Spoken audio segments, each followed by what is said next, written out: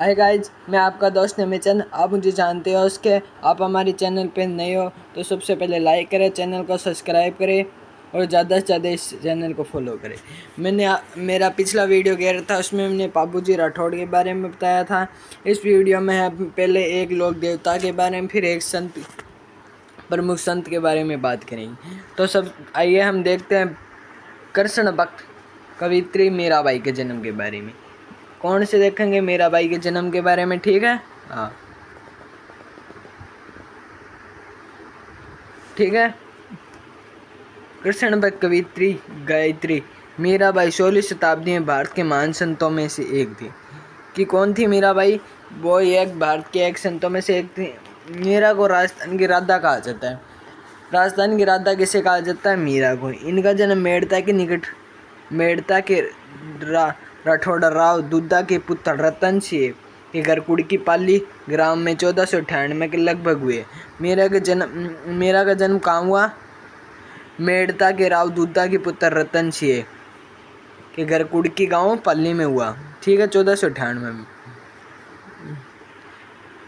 इनके पिता रतन सिंह राठौड़ बाजोली की जागीरदार थे। इनके पिता रतन सिंह राठौड़ क्या थे? बागोली के जागीरदार। मीरा का लालन पालन अपने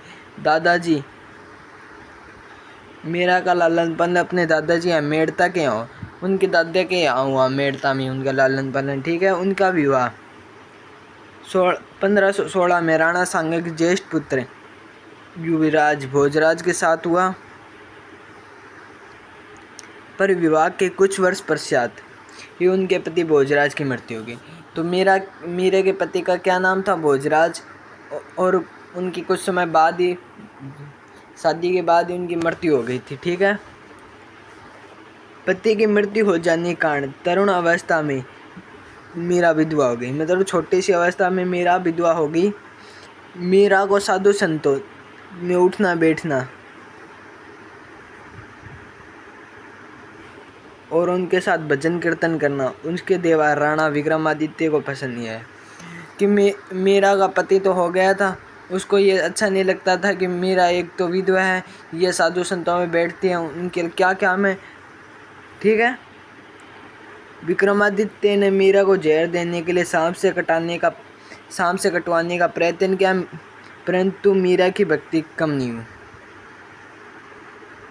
ठीक है। मीरा को उसने सांप से कटवाने का भी प्रयत्न किया, पर मीरा की कृष्ण भक्ति कभी कम नहीं हुई। उन्होंने कृष्ण को ही अपना पति माना, ठीक है।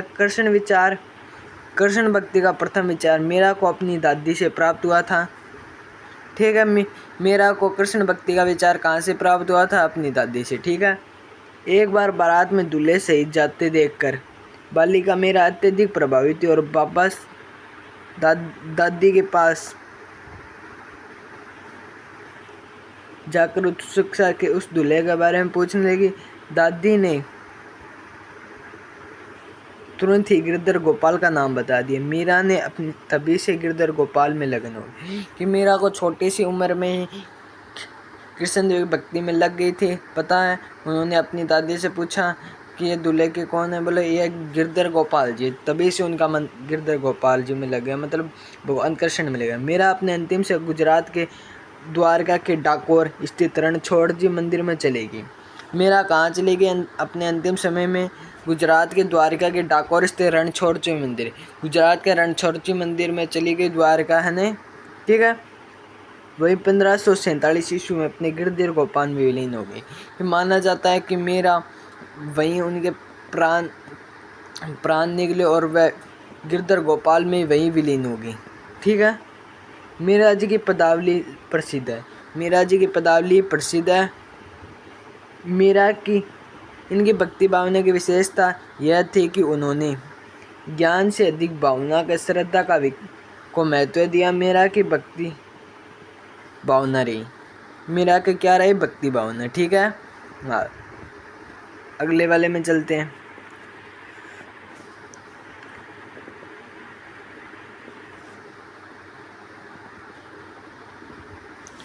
संत राणाबाई, ये भी एक संत हुई है मीरा के बाद में, ठीक है। मीरा राजस्थान की दूसरी मीरा कौन है? राणाबाई, ठीक है। संत रानाबाई का जन्म मारवाड़ के हरनावा मकराना के पास गांव में बैसाख शुक्ल तृतीया 1504 में एक जाट परिवार में हुआ।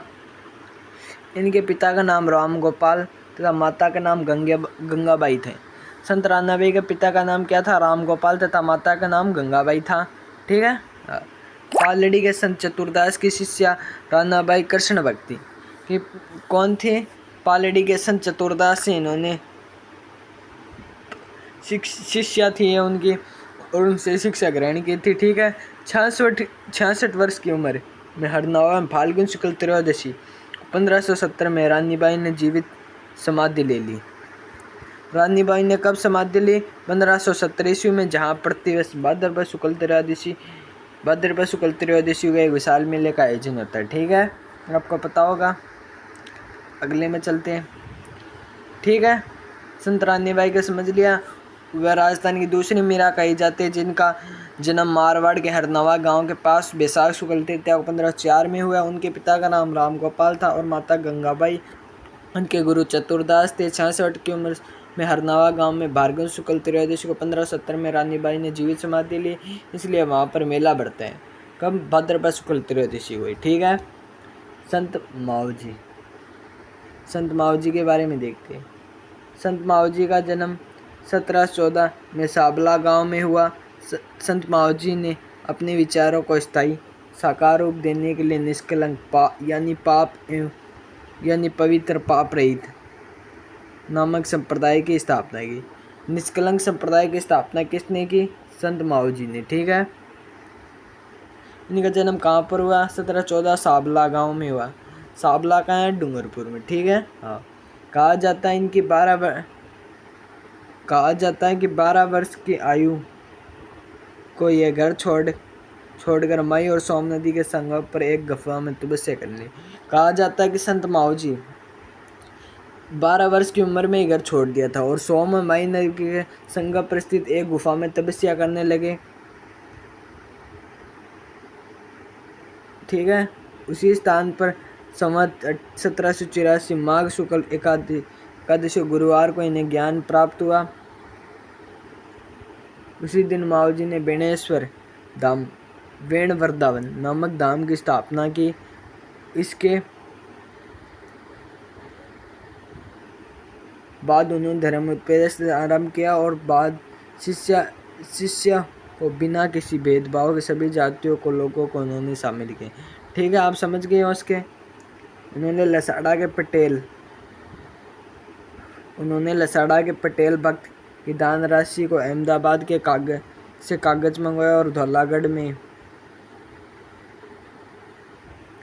एकांतवास करके 5 बड़े ग्रंथों की रचना की, जिनकी छंदों की संख्या 72,96,000 बतलाई जाती है। वाद विवाद शैली में ये लिखे गए चौपड़ा कहलाते हैं। मावजी के प्रसिद्ध ग्रंथ क्या कहलाते हैं? चौपड़ा। मावजी के ये चौपड़े केवल दिवाली के दिन बाहर निकाले जाते हैं। मावजी के नुआई इन्हें क्या कहते हैं? विष्णु का अवतार। इतना ही है। ठीक है। हाँ, ठीक है। आपको ये वीडियो अच्छा लगा तो लाइक करें, सब्सक्राइब करें। धन्यवाद।